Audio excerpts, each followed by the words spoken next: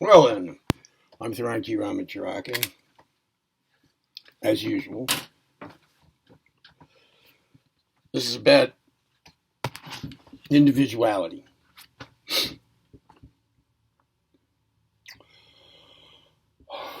In the last, I just uploaded a video, which is number 2 of a pair. Number 1 in that pair, in that one, I introduced the second one. The second one is an instrumental. The first video introduced it by way of giving its origin, stating its origin, and the reasons for me putting it here as an upload. And those reasons were germane, relevant to the purpose of my channel. Right, so, and I mentioned in that commentary, in the first out of the 2, I mentioned, I said, you got to create your own when you create something. When I can give you tools here for pursuing your road of self-mastery, and this stuff's hard to figure out for people, and there's a lot of information about self-mastery, personal development, self-help, oh my God, spiritual this, spiritual that, whatever. Most of it's unreliable. Most of it's just hodgepodge. If there is anything reliable, it's in a hodgepodge fashion. You might find something that has some real value and is usable over here in this guy's stuff from 100 years ago, and then you might find something else that meets the requirements, is of the same quality and usability. Over here is something else, that was written in ancient Greece, and so on. It's a task to even figure out what to do. It really is. No matter what I give you, which I have pulled together, and laid out and figured out, and I give you techniques, I give you ideology, I give you theory and practice, and I give you reasons. No matter, and I recommend that you follow. If you're looking for, if you're tired of looking, I suggest that my material here is pretty good. It's doable and it's genuine, right? But I mentioned in that commentary, in the first out of 2, that no matter what, you use material I give you, good. But it wasn't me, whatever personal development, whatever personal unfoldment, whatever personal evolvement, unfoldment, self-mastery, whatever the hell you want to call it, that you get out of that for your life, you did that. That's your creation.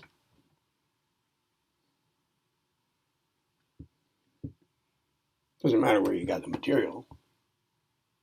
The application of it in your life, you did that. And whatever the results are your creation. I mentioned that. Now, I want to bring in another word relevant to that. It's individuality. I got to break some bad news to you about that. Maybe bad news. There's a lot of misconception over that. Now, so I don't want to say one conception is wrong. So we'll just delineate here 2 different conceptions. We'll make 2 conceptions. Okay, so you can still use that word individuality correctly for certain things.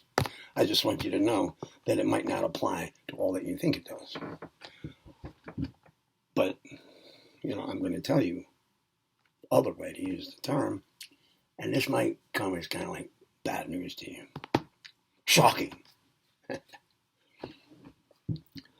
People use the term, I think, not knowing the deeper meaning.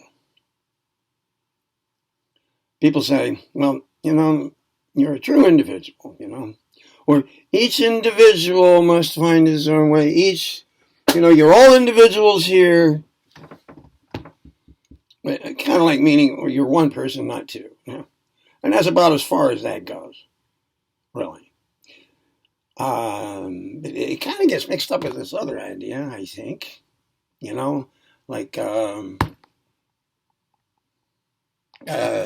This other idea being that,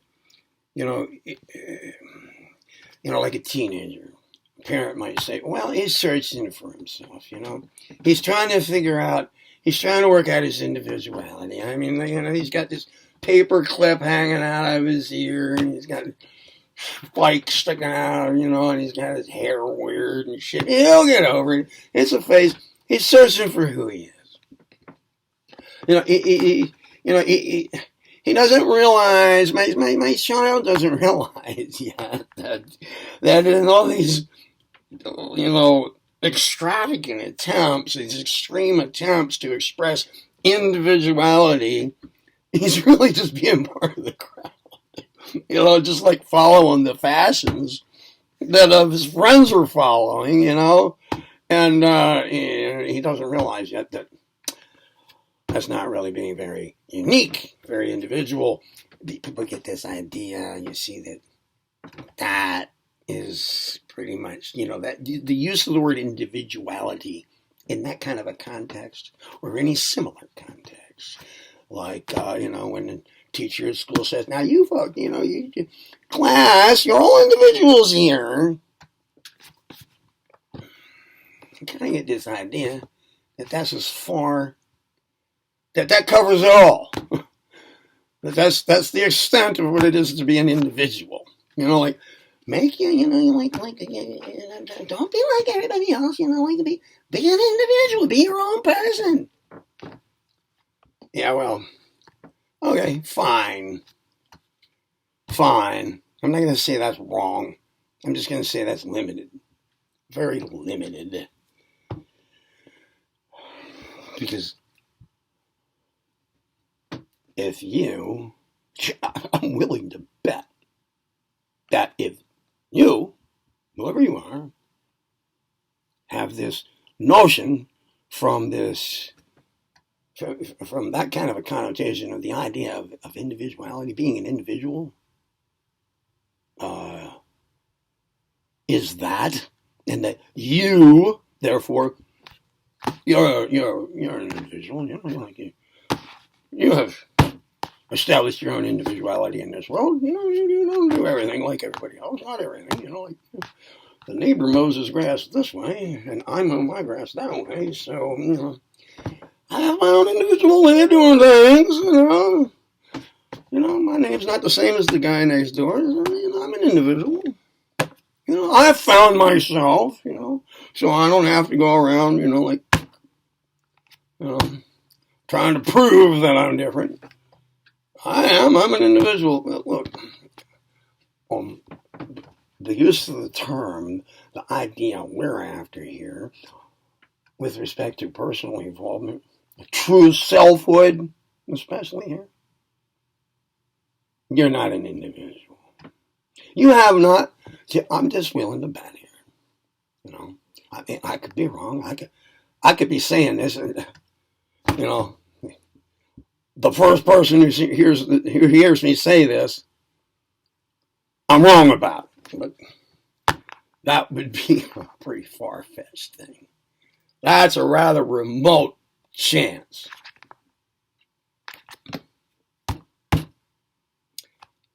For our purposes here, that notion, that other one that I just laid out, of individuality, doesn't fly. And if your notion of that if your establishment of your individuality in this world and in this life roots in that, and that's it, well then for our purposes, you haven't established individuality. Individuality is not a thing that just happens in personal involvement. You're not a true individual. You have not established individuality until you have established at least a recognition of your true self. At least. There are three main phases of that. Recognition of such a thing, a conscious awareness of it from inner experience, to the point of loss of all doubt that it's there, that exists. Well, then number two, realizing it. That is not just like, okay, yeah, recognition. What's the difference between recognition and realization? Like, okay, I understand it. No, I realize that. No, I don't mean that. I mean making it real.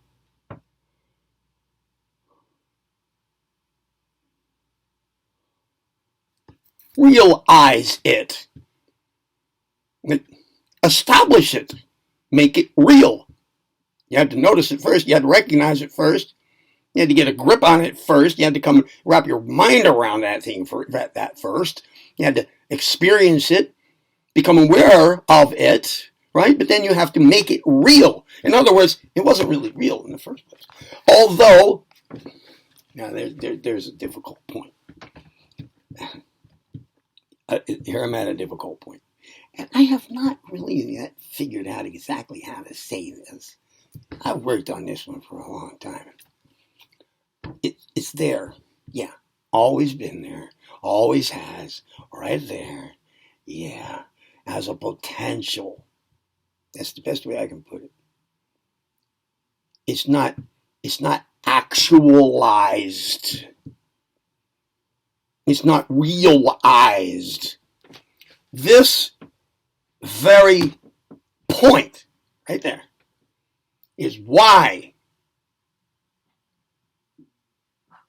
when it comes to spiritual path talk, there are often terms used like self-realization, where self has a capital S,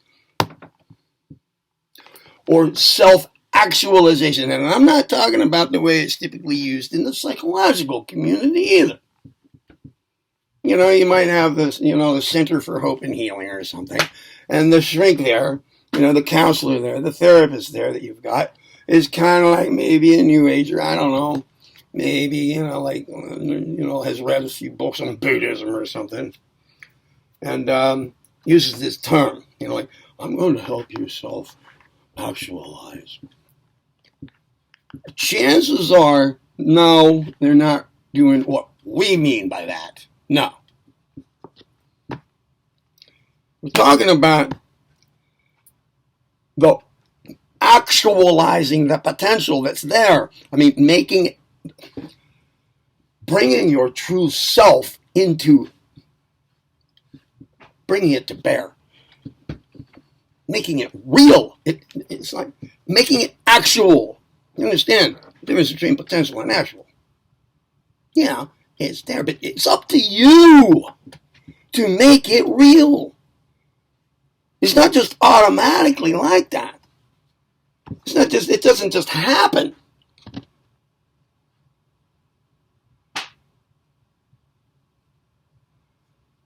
I mean, if that were the case, it would also be the case that all you have to do is decide to become an enlightened being, to become a transcendent, whatever,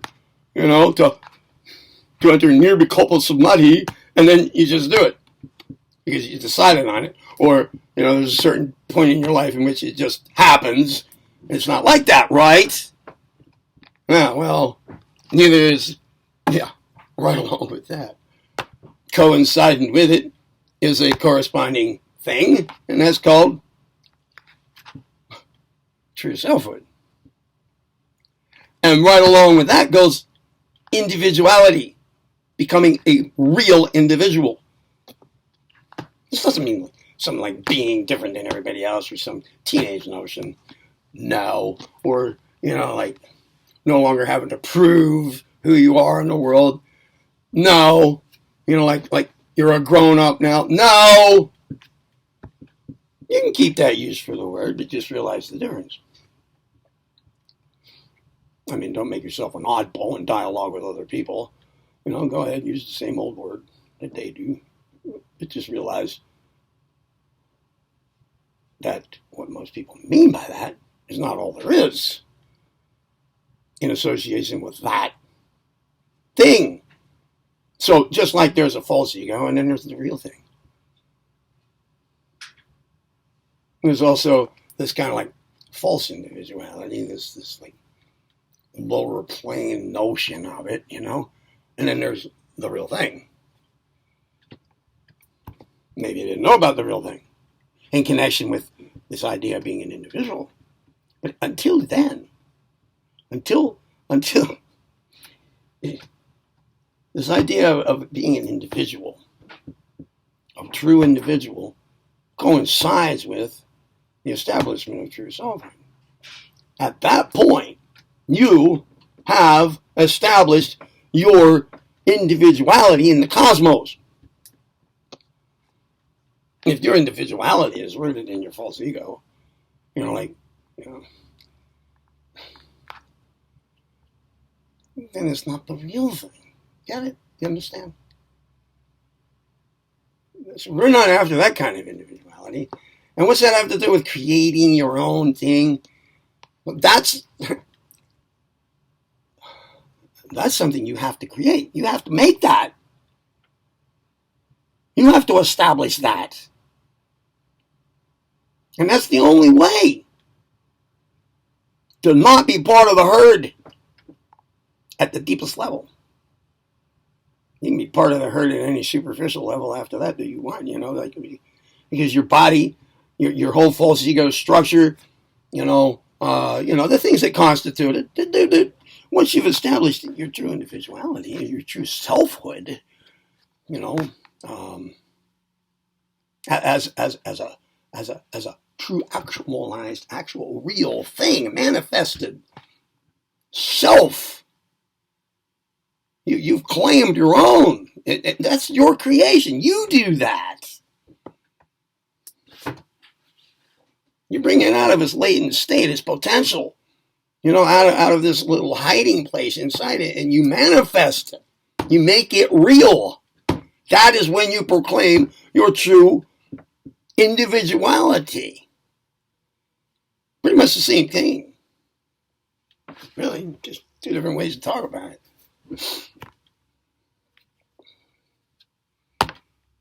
And once established, nobody can take it from you.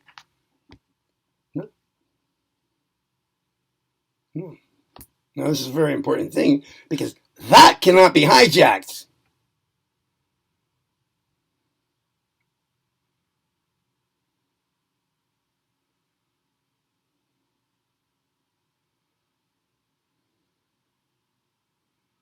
Just because you might do something in a unique way in this world doesn't mean that you are,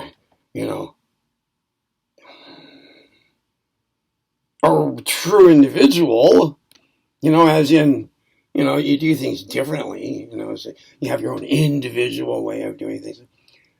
These are terms that get tossed around, and they have their purpose at a certain level of discourse. It's not the only level of discourse about such things. We want to get behind the scenes here. We want to bring out the stuff that's being in hiding and latent and just waiting for some recognition and some realization and some manifestation as a real thing.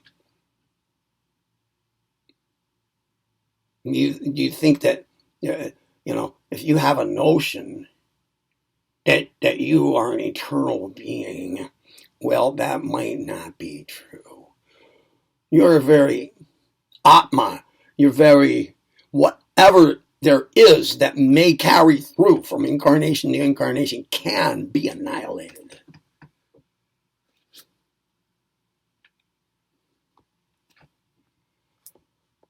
Not intentionally, but not by you. It can be snuffed. It can be. Until you have established your true self reality. Only then can you proclaim that you are a real individual.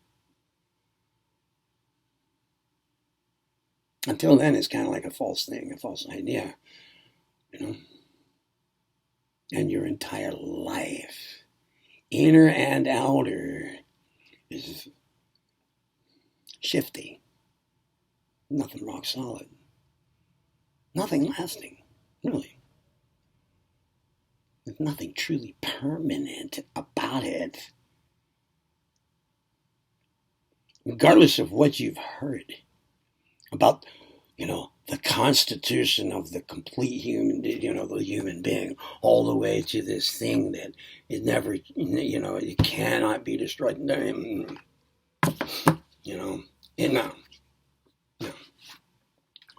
You have to make it that way. That is up to you.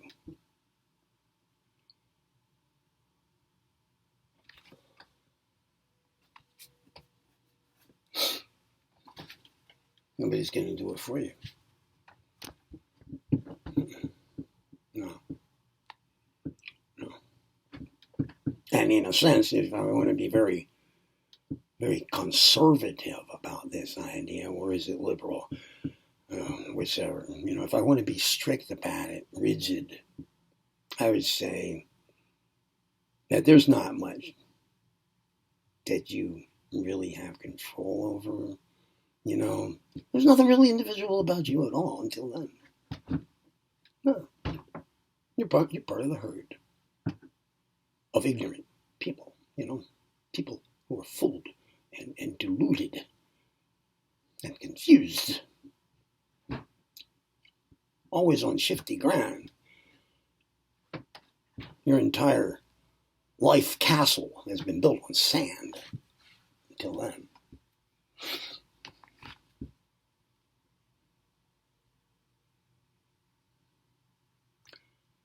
You, like the thumbnails on the last two videos, they're the same thumbnail for each. You must make your way out of the box.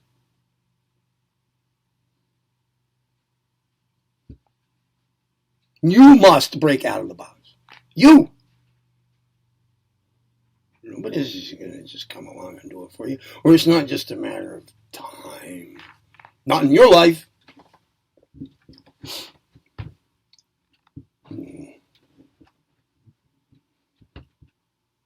It's yours to do, and it's yours to keep when it's done. I don't think it can be undone.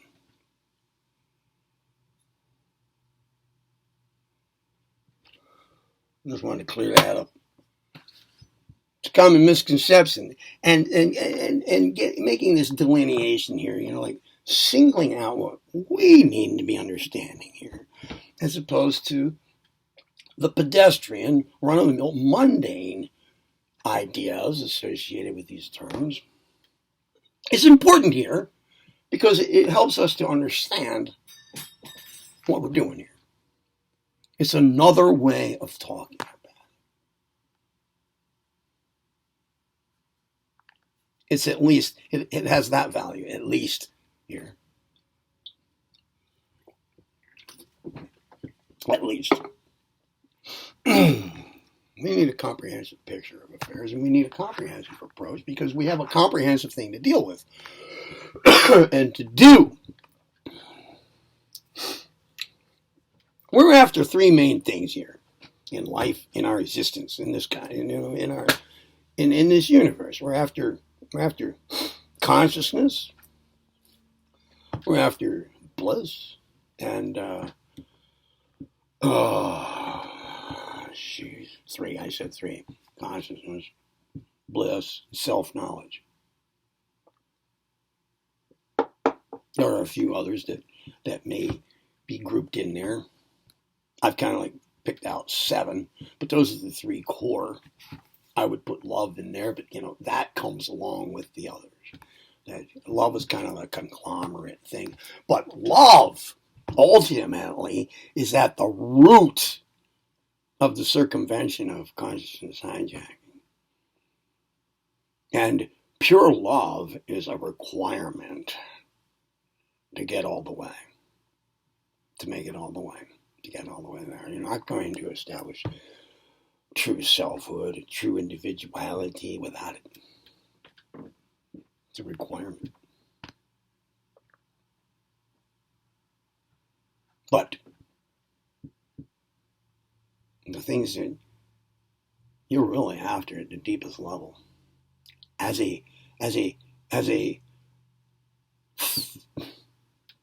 conscious substance in motion, as are all other things.